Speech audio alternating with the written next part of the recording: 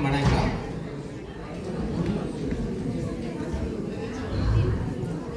இப்பொழுது பாஸ்கரன் சொன்ன மாதிரி திருவாளர்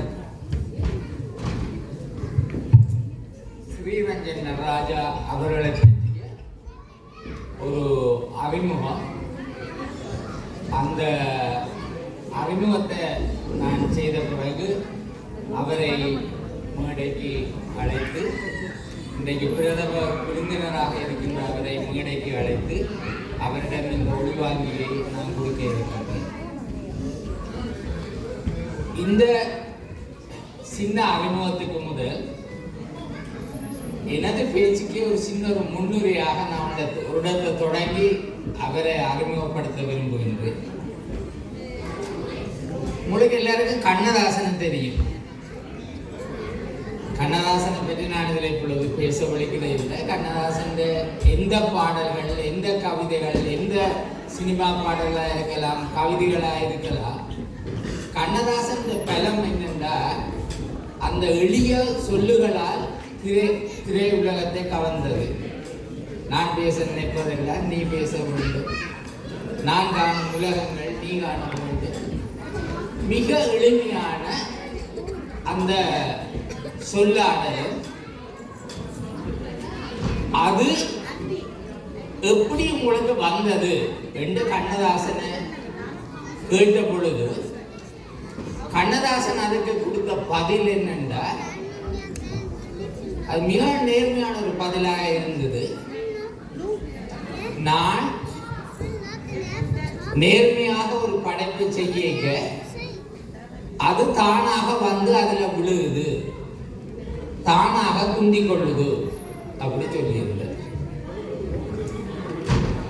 கண்ணதாசனுடைய ஒப்புற அளவுக்கு நான் ஒரு பெரிய ஒரு ஆளும் இல்லை, ஒரு எழுத்தாளனும் இல்லை. ஆனா எனக்கு நேர்ந்த ஒரு சம்பவம், ஒரு சிறுகதை எழுதும் பொழுது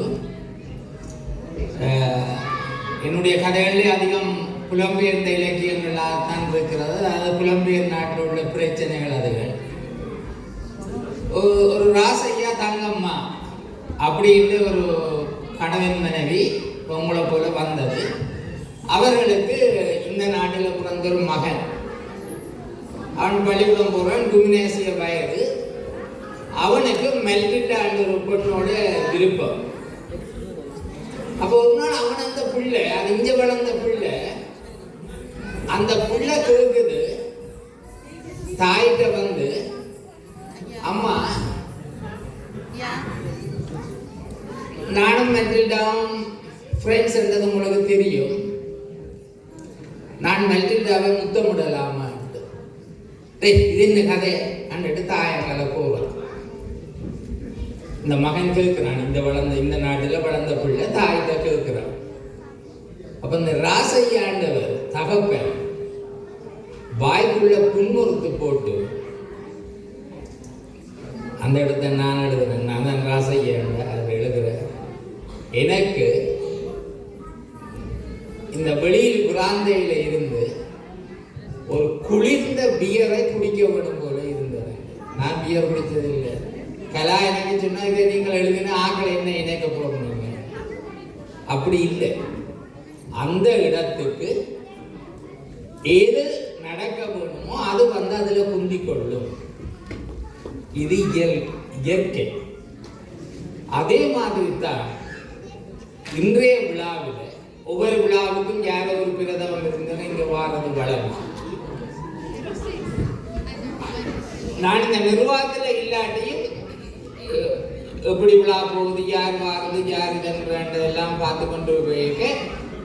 இந்த வருஷம் பெரியசாக வெளிநாட்டில் இருந்து யாரும் வர்றதுக்கு சந்தர்ப்பமோ வேற அழைப்புகள் கொடுக்குற மாதிரி இருக்கே இல்லை. அந்த நேரம்தான் திருவாளர்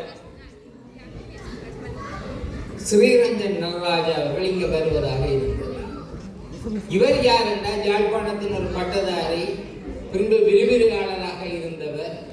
இவர் பல நூல்களை எழுதினவர்.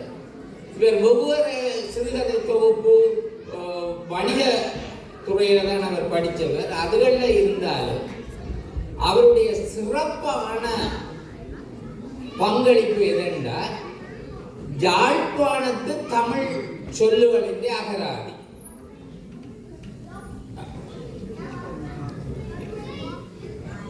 ஆங்கிலத்தில் டிக்ஷனரி என்று சொல்ற மாதிரி இது தமிழ் அகராதி இல்லை. தமிழ் சொல்லுக்கு அப்படின்னா அகராதி இல்லை.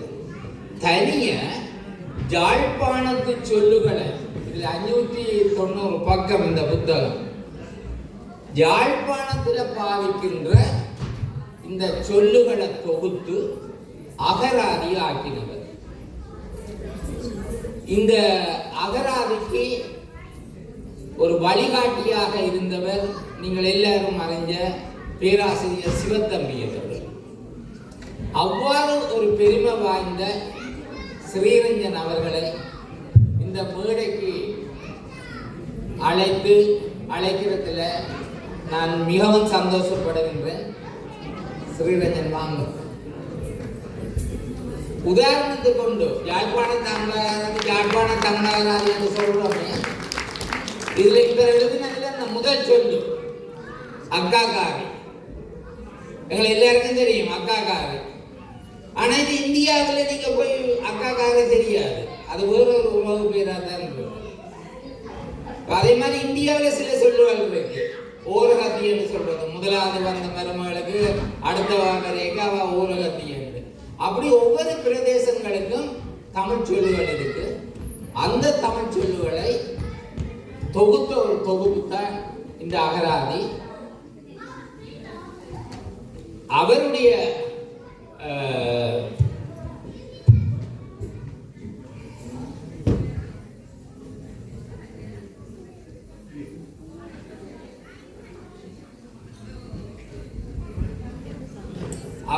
அப்ப இந்த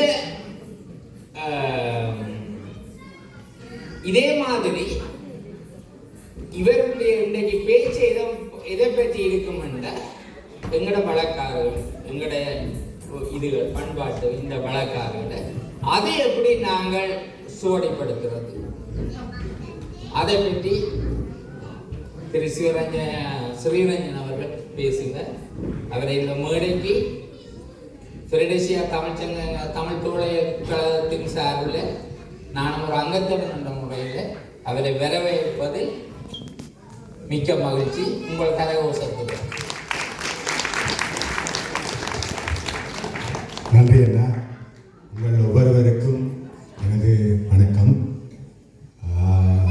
எனக்கு இந்த நிகழ்ச்சியில் பங்கு பெற்ற கிடைச்சது ஒரு நல்ல சந்தர்ப்பமாக கருதுகிறேன்.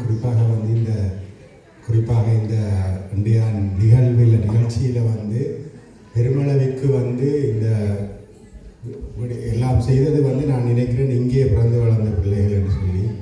அந்த இங்கே பிறந்து வளர்ந்த பிள்ளைகள் எங்கள் பண்பாடு பாரம்பரியம் சார்ந்த கலை நிகழ்ச்சிகளை இங்கே நடத்துறது, இந்த நடந்த முறைகளை பார்க்கல எனக்கு மிக மகிழ்ச்சியாக இருந்தது.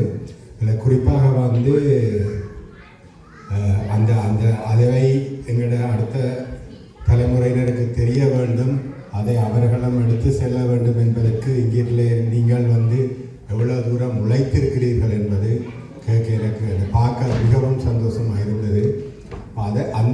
அது தொடர்பில் தான் அது போன்ற இன்னமொரு சில எங்களோட பண்பாடு சார்ந்த வேறு பல விடயங்கள் இருக்கின்றன.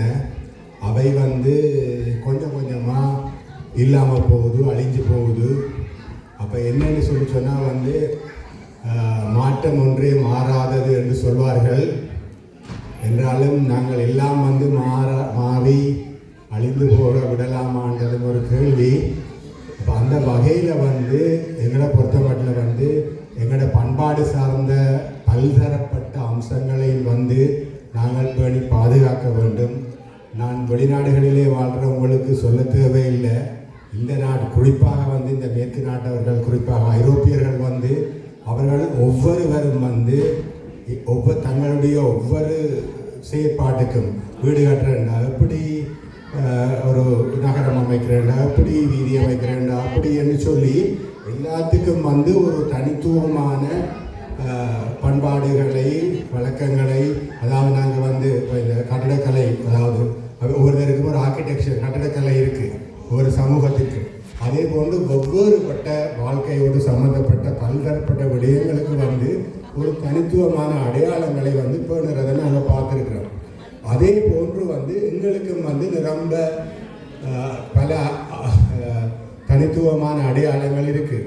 நான் இந்த புத்தகத்தை செய்ய வேண்டி வந்ததற்கும் காரணம் வந்து என்னென்னு சொன்னால் வந்து எங்களுடைய அடையாளங்கள், அதாவது வந்து எங்களோட அதாவது வந்து எங்களுடைய மொழி, பொதுவாக நாங்கள் எங்களோட மொழி தமிழ் என்று சொன்னாலும் அந்த தமிழ் மொழியிலே வந்து நீங்கள் பார்த்தீங்கன்னு சொன்னால் வந்து அந்த அதாவது இப்போ இலங்கையில் பேசப்படுற தமிழ் மொழிக்கும் தமிழ்நாட்டில் பேசப்படுற தமிழ் மொழிக்கும் இடையில ரொம்ப வித்தியாசங்கள் இருக்குது. அப்போ அதில் தான் வந்து நாங்கள் வந்து எங்களுக்கென்று சில தனித்துவமான மொழி வழக்குகள், வழக்காறுகள், சொற்கள், சடங்குகள், பழக்க வழக்கங்கள், நம்பிக்கைகள் என்று சொல்லி எவ்வளவோ விடயங்கள் எங்களுக்கு இருக்குது. அப்போ என்னென்னு சொன்னால் வந்து எங்களுக்கு எல்லாருக்கும் தெரியும் வந்து இப்போ வந்து ஒரு பூகோளமயமாக்கல்னு சொல்லுவோம். அதாவது வந்து குளோபலைசேஷன் சொல்கிறோம். இந்த குளோபலைசேஷன் சொல்கிறது ஒரு தவிர்க்க முடியாத ஒரு விஷயம். நாங்கள் வந்து விரும்பினான விரும்பாமல் விட்டாலும் வந்து இந்த பூலோகமயமாக்கல் தவிர்க்க முடியாத விடயம். அந்த விடயத்துக்குள்ள நாங்கள் வந்து கொஞ்சம் கொஞ்சமாக ஆழ்ந்து கொண்டு போகல எங்களோட கலை, கலாச்சாரம், பண்பாடு, பாரம்பரியம் சார்ந்த பல்வேறு விடயங்கள் வந்து அழிந்து போகின்றன. அப்போ அவற்றை வந்து நாங்கள் இயன்றவரை பாதுகாக்குவதற்கு எங்களான முயற்சிகளை எடுக்க வேண்டும். ஆனால் அப்படி எடுத்தால் கூட வந்து சிலதுகள் வந்து மறைந்து போகிறத வந்து எங்களுக்கு தவிர்க்க இயலாது. அவ்வாறான சந்தர்ப்பத்தில் வந்து குறைந்தபட்சம் வந்து எங்கள்கிட்ட இப்படி ஒன்று இருந்தது என்றதை வந்து நாங்கள் ஏதோ ஒரு வகையில் வந்து ஆவணப்படுத்தி அந்த ஆவணப்படுத்தல் என்றதை தான் வந்து நான் சுவடிப்படுத்தல் என்ற சொல்கிறேன். இந்த ஆவணப்படுத்தல் என்றதை நான் தவிர்த்து சுவடிப்படுத்தல் என்று சொல்றது ஒரு காரணம் இருக்குது. என்னென்று சொன்னால் இந்த நாங்கள் டாக்குமெண்டிங் அல்லது டாக்குமெண்டேஷன் என்று இங்கிலீஷில் சொல்கிறது தான் வந்து நான் இந்த சுவடிப்படுத்தல் என்ற சொல்லினூடாக சொல்கிறேன். என்னென்னு சொன்னால் இந்த ஆவணப்படுத்தல் என்ற சொல்லியிருக்கிற நாங்கள் ஒரு பெரிய மொழியியலாளர், ஒரு பேராசிரியர் வந்து அதை எனக்கு விளங்கப்படுத்தி சொன்னார். என்னென்னு சொன்னால் வந்து ஆவணம் என்று சொன்னால் அதுக்குரிய சரியான கருத்து வந்து ஒரு பட்டிச்சீட்டு, விற்பனை பட்டிச்சீட்டு. அதாவது அதே மாதிரி ஆவணம் என்று சொன்னால் ஒரு அதாவது கடைத்தெரு அல்லது உறுதி, ஒரு காணி வழங்குகிற உறுதி, அதைத்தான் ஆவணம் என்று சொல்றது. அது எப்பயுமே வந்து ஒரு வணிகத்தோட தொடர்புபட்ட ஒரு சொல். ஆகவே வணிகத்தோட தொடர்புபட்ட வணிக ஆவணங்களை மட்டும் கருதுகிற ஒரு சொல்ல வந்து நாங்கள் ஒட்டுமொத்தமான எங்களோட இந்த பண்பாடு சார்ந்த எங்களோட முழு வாழ்க்கை முறை சார்ந்த இதுகளுக்கும் சொல்வது சரியில்லை. இதுகள் வந்து சுவடிப்படுத்தல்.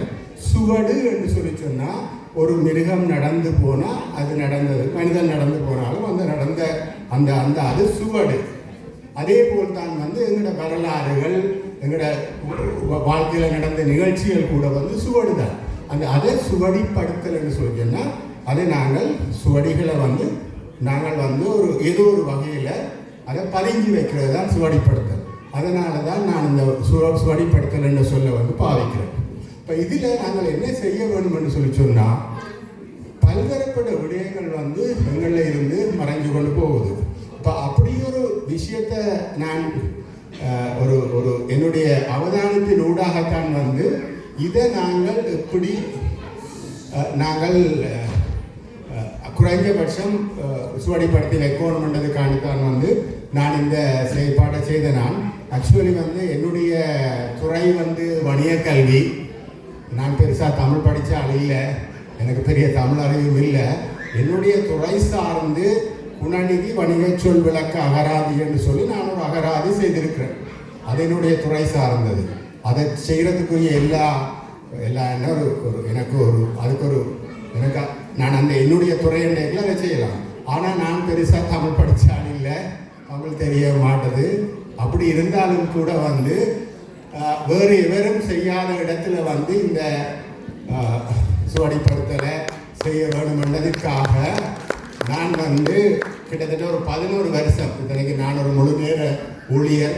அதோட நான் வந்து கொழும்பு பல்கலைக்கழகத்துக்கு நான் இலங்கை சுங்க திணைக்களத்தில் பணியாற்றினான்.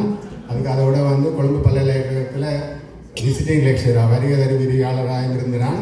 அப்போ அவ்வளவு வேலை இதுக்குள்ளேயும் வந்து இதை செய்ய வேண்டும் என்று சொல்லி செய்தது. கிட்டத்தட்ட 11 வருஷம் என்னுடைய உழைப்பிலாக தான் இது வந்தது. அதுக்காண்டி வந்து இது வந்து ஒரு முழுமையான எங்களோட சொற்கள் எல்லாத்தையும் கொண்டிருக்கிற அகராதின்னு நீங்கள் நினைக்கக்கூடாது. இதிலும் பார்க்க எத்தனையோ மடங்கு எங்களோட தனித்துவமான சொற்கள் இருக்குது. இப்போ இதனுடைய திருத்திய 2ஆம் பதிப்புன்னு சொல்லி நான் இப்போது இதை வெளியிட்ட நாளிலிருந்து செய்து கொண்டு இருக்கிறேன். இதில் 6400 சொல் இருக்குது. அதில் இப்போ ஒரு 10,000 சொல்லி வந்துடுது. இன்னும் அதுக்கு மேலேயும் போகலாம். அப்போ இதில் நான் சொல்ல வர விஷயம் என்னன்னு சொல்லி சொன்னால், இது வந்து எங்களோட சுவடிப்படுத்தல ஒரு பகுதி. அந்த சொற்களை வந்து நான் செய்கிறது. இதே மாதிரி எங்களோட வழக்குகள் சார்ந்து, எங்களுடைய வழக்காறுகள் சார்ந்து, பண்பாடு சார்ந்து இத்தனையோ விடயங்கள் இருக்கின்றன. அவற்றை எல்லாம் நாங்கள் எவ்வாறு பேணுகிறது, பாதுகாக்கிறது, என்ன செய்ய வேணும் என்பதை பற்றி சிந்திக்க வைக்க வேணும். குறிப்பாக உங்களுக்கு இதை பற்றின இதுகள் இருக்க வேணும் என்பதற்கான தான் வந்து நான் இந்த இடத்துல வந்து இந்த விஷயத்தை கரைக்கிறேன். குறிப்பாக உங்களுக்கு தெரியும் இப்போ என்ன நடக்குதுன்னு சொல்லிச்சுன்னா, பல விஷயங்கள் இப்போ எங்களோட இந்த சொற்கள் கூட பெருமளவுக்கு உங்களுக்கு தெரியும். இப்போ இந்த என்ன சொல்கிறது, திரைப்படங்கள், வானொலி நாடகங்கள், இதுகளால் வந்து நாங்களே வந்து எங்களோட வழக்கத்தில் இருக்கிற சொற்களை விட்டு போட்டு அந்த சொற்களுக்கு போகிறோம். அதே மாதிரி தான் வந்து நீங்கள் பார்த்தீங்கன்னு சொன்னீங்கன்னா, எங்களோட உணவு முறைகள், எங்களோட எங்களோட உடைகள் அல்லது எங்களோட பல்வேறு பழக்க வழக்கங்கள், ஈவன் நாங்கள் வீடு கட்டுறது, கட்டடம் கட்டுறது, கோயில் கட்டுறது, எல்லாத்துலேயும் வந்து எங்களுக்கு வந்து ஒரு தனித்துவம் இருந்தது.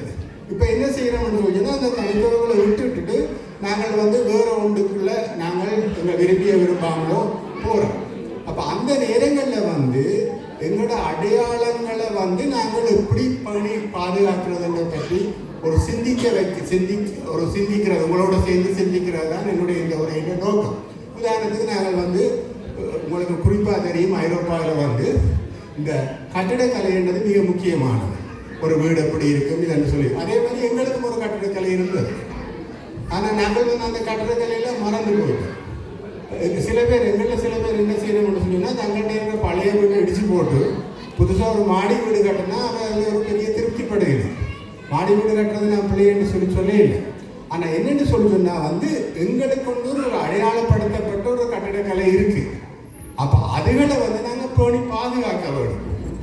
அதுகளை நாங்கள் இடையூறு செய்யாமல் அல்லது அதை அழைந்து போகாமல் பார்த்து கொண்டு நாங்கள் எங்களுக்கு விரும்பின மாதிரி வீடுகள் கட்டுறது ஒரு விஷயம். அதே போன்றுதான் இவ்வளவோ பல்வேறுபட்ட விஷயங்கள், எங்களுடைய கலை, கலாச்சாரம், பண்பாடு என்று சொல்லி பல்வேறு விஷயங்கள் வந்து மாறிக்கொண்டே வருகிறது. உதாரணத்துக்கு நீங்கள் பார்த்தீங்கன்னு சொல்லி சொன்னால், இந்த இப்போ நெல்லி வெட்டுறதுக்கு ஒரு இயந்திரம் வந்துருக்கு, ஹார்வெஸ்டர் மிஷின்னு சொல்லுவோம். அந்த ஹார்வெஸ்டர் மிஷினை எங்கட ஊரில் சொல்கிறதுக்கு ஒரு பேர் இருக்குது. நீங்கள் கேட்டால் சிரிப்பீங்க. அதுக்கு சுனாமி என்று சொல்கிறது. ஒரு பேச்சு வழக்கில் வந்து சுனாமி என்று தான் அதை அழைக்கணும். எல்லாரும் இல்லை, சில ஆக்கள் சுனாமி என்றால் ஹார்வெஸ்டர் மிஷின். அந்த ஹார்வெஸ்டர் மிஷின் வந்தோடனே என்ன நடந்ததுன்னு சொல்லி சொன்னால், உங்களுக்கு தெரியும், முந்தி நெல்லி விதைச்சி வளர்ந்து அதை வெட்டி பிறகு அதை அரிவு வெட்டி பிறகு அதை என்னென்னு சொல்கிறது அடுக்கி பிறகு உப்பட்டி வச்சு பிறகு அதை கொண்டாந்து சூடு வச்சு பிறகு சூடு பிரித்து தலையடி அடித்து அதுக்கு பிறகு மிரிச்சு என்று சொல்லி எத்தனையோ விதமான செயற்பாடுகள் இருக்குது. அந்த செயற்பாடு ஒன்றும் இப்போ இல்லை. அதுக்காண்டி நான் சொல்லல, அந்த செயற்பாட்டுக்கு நாங்கள் மிஷினை விட்டு போட்டு நாங்கள் அந்த செயற்பாடு போகணும்னு நான் சொல்லலை. ஆனால் அந்த செயற்பாடுகளோட பல கருவிகள் இருந்தது. உதாரணத்துக்கு வந்து உங்களுக்கு தெரியும், அறிவற்றத்துக்கு ஒரு சத்தகம் இருக்கு. அந்த அறிவற்றத்துக்கு அது ஒரு வித்தியாசமான சத்தகம். இதே போன்று எங்களுடைய எல்லா தொழில்கள் சார்ந்தும் எங்களுக்கு வந்து கருவிகள் இருந்தது. அந்த கருவியெல்லாம் இப்போ தேவையில்லை. அப்போ தேவையில்லைன்னு சொல்லி சொன்னா நாங்கள் என்ன செய்யறோம்னு சொல்லி சொன்னா, இப்போ அந்த பழைய இரும்பு வாங்குறதுக்கு யாழ்ப்பாணத்துக்கு நீங்கள் போனீங்கன்னு சொல்லி சொன்னேன். யாழ்ப்பாணத்துக்கு இல்லை, பெரும்பாலும் எல்லா இடத்துலையும் ஒரு நாளைக்கு குறைஞ்சது ஒரு 25 இந்த பழைய இரும்புகள் வாங்குற என்ன வேனோ ஏதோ ஒன்று லவுட் ஸ்பீக்கரில் சொல்லி கொண்டு வரும். அதுகளை எல்லாத்தையும் நாங்கள் தூக்கி கொடுத்துட்டு இருக்கிறோம். அது ஒரு காலத்தில் அந்த கருவி இல்லாட்டிக்கு ஒரு குடும்பம் வாழாது. ஒரு ஒரு ஒரு ஒரு ஒரு ஒரு ஒரு ஒரு குறிப்பிட்ட ஒரு தொழில் செய்கிற ஆள் இருந்தால் அவர்கிட்ட ஒரு கோடாலியோ இல்லாட்டி ஒரு மண்வட்டியோ இல்லாட்டி உங்களுக்கு தெரியும் அந்த பனசீவிர அந்த வாட்சியோ ஏதோ இல்லாட்டிக்கு அந்த அந்த அந்த ஆண்ட அந்த அந்த அந்த அந்த வீட்டு தலைவர்களுடைய அல்லது அந்த குடும்பத்தினுடைய வாழ்க்கையின் அடிப்படைக்கு சோறு போடுறதுக்கு அந்த கருவி தேவை. ஆனால் நாங்கள் அந்த கருவியை தூக்கி ஒரு என்ன பழைய இரும்புக்காரனை கொடுத்து போட்டு என்ன பிளாஸ்டிக் சாமானை வேண்டி கொண்டு சந்தோஷப்பட்டு கொண்டு இருக்கிறேன். நான் என்ன சொல்ல வாரேன்னு சொல்லி சொன்னால் இது ஒரு ஒரு என்னென்னு சொல்லி சொல்றது அதாவது மியூசியத்தில் வைக்க வேண்டிய விஷயம் இல்லாட்டி நாங்கள் எங்களோட வீட்டிலையும் வச்சிருக்கலாம். இதே போன்றுதான் பல்தரப்பட்ட விடயங்கள் நான் சொல்லிக்கொண்டே போகலாம். உதாரணத்துக்கு நாங்கள் முந்தி எங்களுக்கு தெரியும் எங்களை எல்லார வீட்டிலையும் வேலி இருந்தது. அந்த வேலியில் எத்தனையோ மரங்கள் இருந்தது, பயங்கர மரங்கள் இருந்தது. எங்களுக்கு ஒரு வேலி பொருளாதாரம் என்று சொல்லக்கூடிய அளவுக்கு வேலியில் பல்தரப்பட்ட விடயங்கள் இருந்தன. இன்றைக்கு நாங்கள் அதை வேலியை பிச்சு போட்டு மதில் கட்டுறோம். கட்ட வேணாம் நாங்கள் சொல்லலாம். ஆனால் குறைந்தபட்சம் நான் கேட்கிற கேள்வி, முந்தி எங்கள்கிட்ட ஒரு வேலி இருந்தது, இதில் இத்தனை மரம் இருந்தது, அது ஒரு ஃபோட்டோ எடுத்தோ வீடியோ எடுத்திருந்தாலும் வைக்கத்தானே வேணும். அதே மாதிரி நாங்கள் ஒரு பழைய வீட்டை இடிக்கிறோம்னு சொல்லி சொன்னால் இதை இடிக்கிறது சரியா? இதுக்கு ஒரு ஆர்கியோலஜிக்கல் வேல்யூ இருக்கா? ஒரு விஷயத்தை நான் சொல்கிறேன். சில நேரம் நாங்கள் பழைய வீட்டை இடித்து போட்டு ஒரு மாடி வீட்டை கட்டினாலும் என்னமோ ஒரு 50 வருஷத்துக்கு பிறகு அந்த பழைய வீட்டுக்கு இருக்கிற விலை இந்த மாடி வீடு மாதிரி 50 மடங்கு விலை இருக்கும், பெருமதி இருக்கும். உங்களுக்கு தெரியும் அந்த ஆர்கியோலஜிக்கல் வேல்யூ ஒன்றா என்னன்னு சொல்லி ஒன்று அதுக்கு பொருளாதார வேல்யூவும் இருக்குது. அது எங்களுடைய வரலாற்றின், எங்களோட வாழ்க்கையின், எங்களோட பண்பாட்டின், எங்களோட அடையாளம். அப்போ அந்த அடையாளங்களை நாங்கள் குலைக்கக்கூடாது. அப்போ அதை செய்கிறது நாங்கள் எப்படி செய்ய வேணும் என்றதை நாங்கள் சிந்திக்க வேணும் என்றது தான் மிக முக்கியமாக இந்த எங்களோட பழக்காரர்களை சுவடிப்படுத்தல் சொல்லி நான் கருத வர விஷயம். அது குறிப்பாக எங்களோட நிற்காம எப்படி நீங்கள் இந்த கலை சார்ந்த விடயங்களை இந்த அடுத்த தலைமுறைக்கு இவ்வளவு கஷ்டப்பட்டு சொல்லி கொடுக்குறீங்களோ அது போன்று எங்களுடைய இந்த வாழ்வியல் சம்பந்தப்பட்ட விடயங்களையும் பல்தரப்பட்ட விடயங்கள் நல்லது கெட்டது எல்லாம் இருக்கு. எப்பயுமே வரலாறுன்னு சொல்லினா நல்லது மட்டும்தான் வரலாறு, கெட்டது அவர்கள் எல்லாம் இருக்கு. அப்போ இதில் எங்களில் எவ்வளவோ விஷயங்கள் இருக்கு. ஒரு சின்ன உதாரணம் சொல்கிறேன். மார்க்ரெட் மீட் என்று சொல்லி ஒரு மானுடவியலாளர் பேராசிரியர் ஒரு ஆள் இருந்தவர். அமெரிக்காவில் ஒரு பல்கலைக்கழகத்தில் மானுடவியலாளர்னு சொல்லிச்சுன்னா ஆந்த்ரோபாலஜிஸ்ட் நினைக்கிறேன் ஆங்கிலத்தில். அப்போ அவர் பாடம் நடத்தி கொண்டிருக்கீங்கள அந்த ஒரு மாணவர் எழுதி கேட்குறார், மேடம் நீங்கள் உலகத்தின் நாகரிகத்தின் தொடக்கம் அல்லது நாகரிகத்தின் ஒரு முக்கியமான புள்ளி, நாகரிக வளர்ச்சியின் முக்கியமான புள்ளி என்று இதை சொல்லுவீங்கன்னு கேட்குறார். அதுக்கு அந்த பேராசிரியர் சொன்ன பதில் மிக முக்கியமானது. பொதுவாக உங்களுக்கு தெரியும் நாங்கள் இந்த ஒரு மனித நாகரிகத்தை வகைப்படுத்திக்கல. அதில் மிக முக்கியமானது நாங்கள் இந்த நெருப்பை கண்டுபிடிச்சது, சில்லை கண்டுபிடிச்சது, இந்த இரும்பை உருக்கி ஆயுதம் செய்ய கண்டுபிடிச்சது போன்ற பல்வேறுபட்ட விடயங்களை சொல்லுவோம். ஆனால் அவன் சொன்ன விஷயம் அது இல்லை. அவன் சொல்கிறா எங்கேயோ ஒரு இடத்துல ஒரு என்னென்னு சொல்கிறது அந்த இது செய்து கொண்டிருக்கீங்க ஆர்கியோலஜி. அந்த சில இடங்களை கிண்டி ஒரு மனித உடல்களை பழங்காலத்து மனித உடல்களை எடுத்து பார்த்த இடத்துல ஒரு உடலின் கொடை எலும்பு முறிஞ்சு அது பொருந்தி இருக்குதான். அதாவது நான் சொல்றது கிட்டத்தட்ட கற்காலத்தில் வாழ்ந்த அல்லது கற்காலத்தை அண்டிய வாழ்ந்த ஒரு மனித உடம்புல. எங்களுக்கு தெரியும் அந்த காலத்தில் மனித வாழ்க்கை இப்படி இருந்ததுன்னு சொல்லி. அதாவது அவர்கள் எல்லாம் நாடோடிகள், அவர்களுக்கு வீடு இல்லை, அவர்கள் வந்து ஒரு இடத்துல இருந்து விவசாயம் செய்கிறதில்லை, தொழில் செய்கிறதில்லை.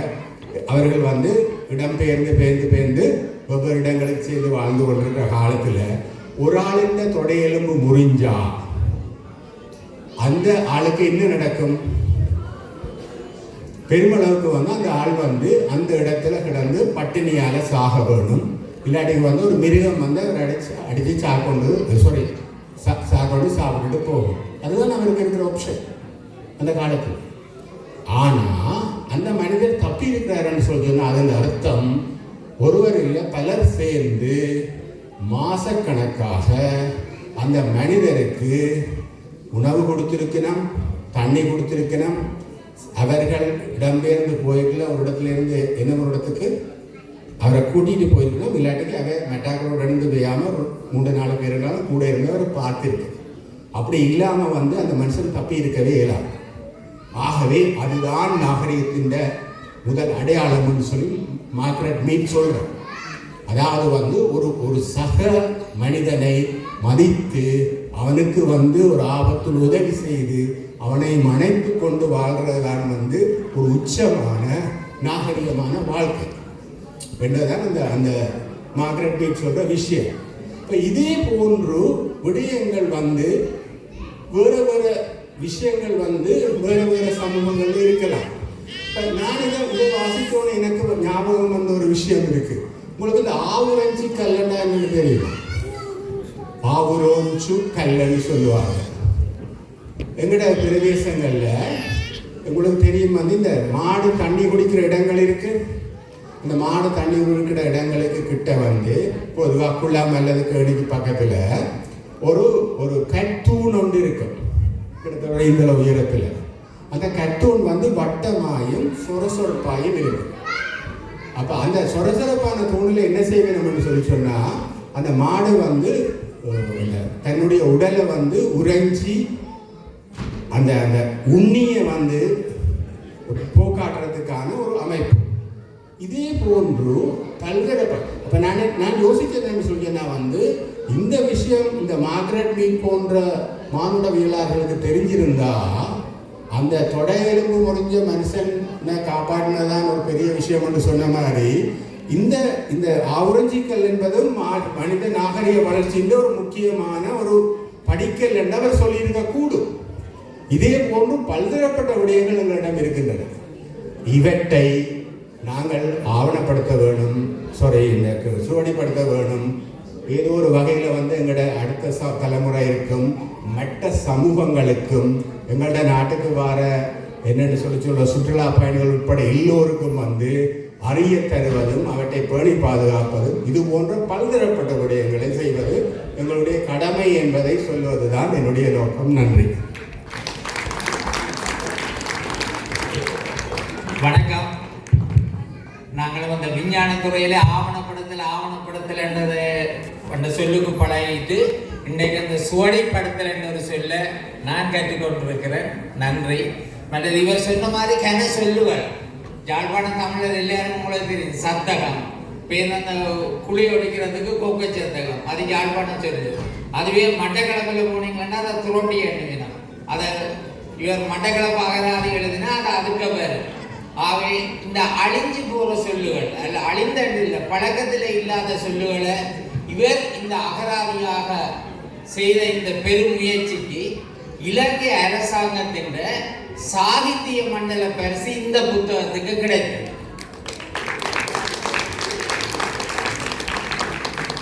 இரண்டாவது, இவர் சுமார் ஒரு கிழமை டென்மார்க்ல இருந்துட்டு நோர்வேக்கு போனவர். நாளைக்கு நோர்வேல இருந்து ஜெர்மனிக்கு போக வேண்டும்.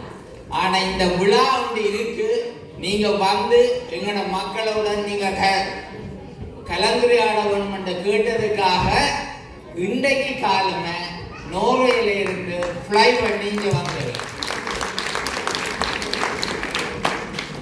இப்படிப்பட்ட ஒருத்தரை நான் உங்களுக்கு அறிமுகப்படுத்துறதுல எனக்கு சந்தோஷம். நான் லைப்ரரியில் கன்சல்டண்டாக இருந்த நேரம் இந்த புத்தகம் 10 வேண்டி டென்மார்க் என்ற அரசு நூலகத்தில் இருக்குது. நீங்கள் யாரும் அதை லைப்ரரியில் இரவலாக வேண்டி படிக்கலாம். ஆனால் இவர்கிட்ட ஒரு 4 புத்தகம் தான் இருக்குது. இது 100 குரோன் ஒரு புத்தகம். இதனுடைய 4 தான் இருக்குது. நீங்கள் அந்த மண்டபத்தின் வாசல்ல அந்த சாப்பாடு விற்கிற அவையிட்டே வேண்டலாம், இல்லாட்டி நேர அவர்கிட்டே வேண்டிக் கொள்ளலாம். ஒரு புத்தகத்தின் விலை 100 குரோன் தான்.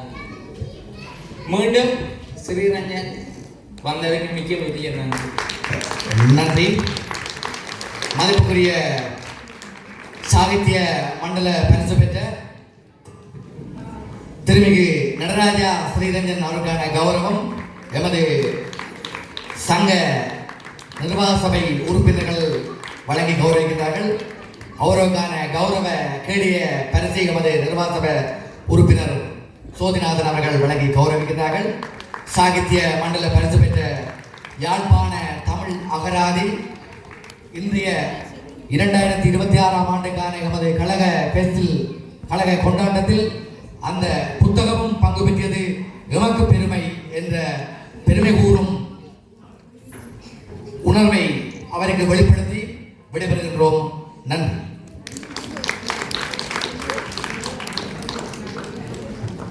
வணக்கம்.